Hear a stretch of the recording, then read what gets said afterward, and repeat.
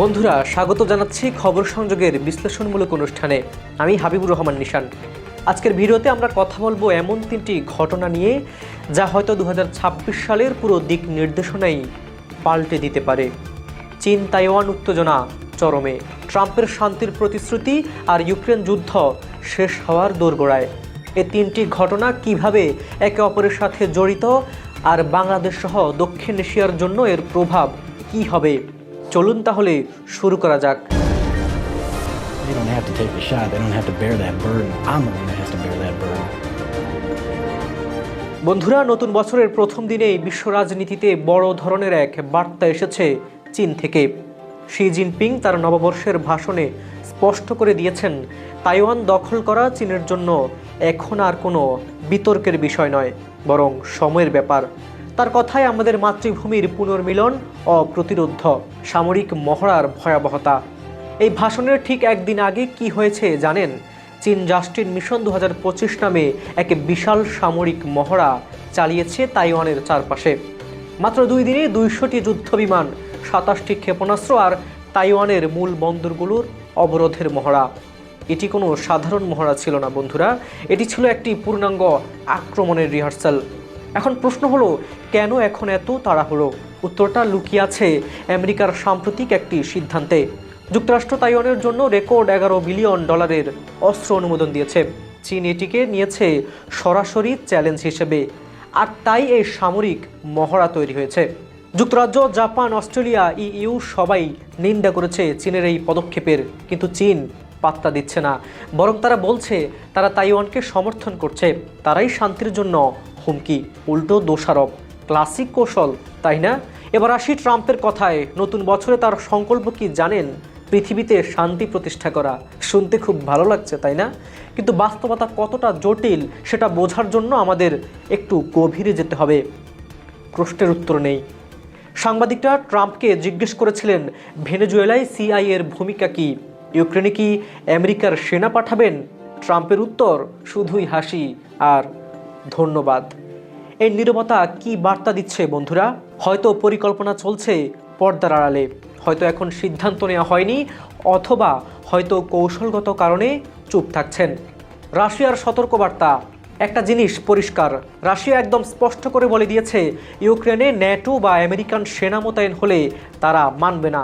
জেলেনস্কির 90% দাবি। এবার সবচেয়ে চমকপ্রদ খবর, ইউক্রেনের প্রেসিডেন্ট জেলেনস্কি বলেছেন শান্তি চুক্তি 90% প্রস্তুত, আর বাকি আছে মাত্র 10%। শুনতে খুব সহজ মনে হচ্ছে, তাই না? কিন্তু জেলেনস্কি নিজেই সতর্ক করেছেন, এই 10% হলো সবচেয়ে কঠিন অংশ। সমস্যা কোথায়? সমস্যাটা হলো ভূখণ্ড নিয়ে। রাশিয়া দখল করে আছে ইউক্রেনের প্রায় 20% এলাকা। তারা চায় পূর্ব দনবাস অঞ্চলের পূর্ণ নিয়ন্ত্রণ, কিন্তু ইউক্রেন বলছে 1 ইঞ্চি জমি ছাড়লে রাশিয়া আরও উৎসাহিত হবে, ভবিষ্যতে আবার আক্রমণ করবে। দুই পক্ষই অনড়। তাহলে সমাধান আসলে কোথায়? পুতিন তার নববর্ষের ভাষণে রুশদের বলেছেন, বিজয়ে বিশ্বাস রাখো, আর ক্রেমলিন হুঁশিয়ারি দিয়েছে তারা আলোচনার শর্ত আরও কঠোর করবে। এর কারণ ইউক্রেন নাকি পুতিনের ব্যক্তিগত বাসভবনে ড্রোন হামলা চালিয়েছে, রাশিয়াকে বলছে সন্ত্রাসী হামলা। তবে আমেরিকার Institute for the Study of War বলছে এই হামলার কোনো শক্ত প্রমাণ তারা দেখেনি। সত্যি হোক বা না হোক, রাশিয়া এটিকে ব্যবহার করছে তাদের অবস্থান আরও শক্ত করতে। বন্ধুরা, এখন একটু ভেবে দেখুন, চীন চাপ দিচ্ছে তাইওয়ানে, রাশিয়া যুদ্ধ চালিয়ে যাচ্ছে ইউক্রেনে, আর আমেরিকা চেষ্টা করছে শান্তি আনতে। এই তিনটি ঘটনা কি আলাদা, নাকি একটি বড় ছবির তিনটি অংশ? নতুন বিশ্ব ব্যবস্থার লড়াই। আসলে এটি হলো নতুন বিশ্ব ব্যবস্থা। কেমন হবে তার লড়াই? একদিকে চীন, রাশিয়া, উত্তর কোরিয়ার অক্ষশক্তি, যারা চায় আমেরিকার নেতৃত্বাধীন ব্যবস্থার অবসান, আর অন্যদিকে আমেরিকা, ইউরোপ, জাপান, অস্ট্রেলিয়ার জোট, যারা রক্ষা করতে চায় বর্তমান ব্যবস্থা। ট্রাম্পের চ্যালেঞ্জ, ট্রাম্প যদি সত্যি শান্তি আনতে চান তাহলে তাকে সামলাতে হবে 1. ইউক্রেনের রাশিয়াকে সন্তুষ্ট রেখে ইউরোপকে খুশি রাখা। 2. তাইওয়ানকে রক্ষা করে চীনের সাথে বাণিজ্য সম্পর্ক বজায় রাখা। 3. মধ্যপ্রাচ্যে ইরান ইসরায়েল উত্তেজনা সমালোচনা। একসাথে তিনটি জটিল সমস্যা, কোনোটাতেই সহজ সমাধান নেই।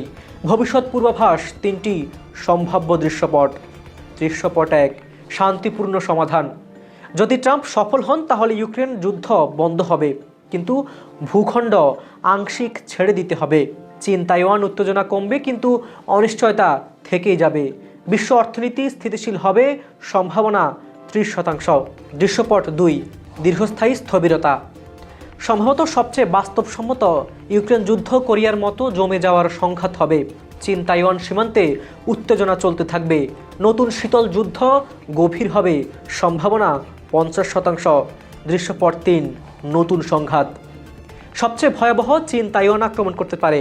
ইউক্রেন যুদ্ধ ন্যাটো রাশিয়ার সংঘাতে পরিণত হতে পারে, আর বিশ্বযুদ্ধের আশঙ্কা, সম্ভাবনা 20%, কিন্তু একেবারে উড়িয়ে দেওয়া যায় না। দৃশ্য 2, 2026 সালের মূল ঘটনা। জানুয়ারি মার্চ ট্রাম্পের প্রথম 100 দিন। ইউক্রেন নিয়ে তার পদক্ষেপ। এপ্রিল থেকে জুন চীনের বার্ষিক সামরিক মহড়া। তাইওয়ানের নির্বাচন জুলাই থেকে সেপ্টেম্বর। ইউরোপীয় ইউনিয়নের নতুন নিরাপত্তা নীতি অক্টোবর থেকে ডিসেম্বর। আমেরিকার মধ্যবর্তী নির্বাচন, চীনের কমিউনিস্ট পার্টি কংগ্রেস। দৃশ্য নাম্বার 3, আমাদের করণীয়। বাংলাদেশ হিসেবে আমাদের কি করণীয় রয়েছে চলুন জেনে আসা যাক। 1, কূটনৈতিক ভারসাম্য রক্ষা করতে হবে। 2, অর্থনৈতিক সম্পর্ক বৈচিত্র্যময় করতে হবে। 3, নিজেদের স্বার্থ সর্বোচ্চ অগ্রাধিকার দিতে হবে। এই ঝড়ের মধ্যে নিরপেক্ষতাই হবে সবচেয়ে বুদ্ধিমানের কাজ। বন্ধুরা, 2026 সাল শুরু হয়েছে অনিশ্চয়তায় আর সম্ভাবনার এক মিশ্রণ নিয়ে। একদিকে ট্রাম্পের শান্তির প্রতিশ্রুতি আশা জাগায়, আর অন্যদিকে চীন রাশিয়ার আগ্রাসী মনোভাব উদ্বেগ বাড়ায়। ইউক্রেন যুদ্ধ হয়তো শেষের দিকে, কিন্তু নতুন সংঘাতের আশঙ্কা উড়িয়ে দেওয়া যায় না। সময়ই বলবে 2026 সাল শান্তির বছর হবে নাকি নতুন উত্তেজনার। সুপ্রিয় দর্শক, এই ভিডিওটি কেমন লাগলো কমেন্টে জানাবেন। আপনারা কি মনে করেন ট্রাম্প কি সত্যি শান্তি আনতে পারবেন? ইউক্রেন যুদ্ধ কি 2026 সালে শেষ হবে? চীন কি তাইওয়ান আক্রমণ করবে? আর হ্যাঁ, খবর সংযোগের এই বিশ্লেষণমূলক অনুষ্ঠানটি আপনারা পৃথিবীর কোন প্রান্ত থেকে দেখছেন কমেন্টে জানান। বাংলাদেশ, ভারত, পাকিস্তান, আমেরিকা, ইউরোপ, মধ্যপ্রাচ্য, যেখান থেকেই দেখুন না কেন আপনার মতামত শুনতে চাই। বিজ্ঞাপন ও প্রমোশনের জন্য ডেসক্রিপশনে দেওয়া নাম্বারে যোগাযোগ করতে পারেন। লাইক করুন, শেয়ার করুন, সাবস্ক্রাইব করুন। আজ এ পর্যন্তই। ভালো থাকুন, নিরাপদে থাকুন।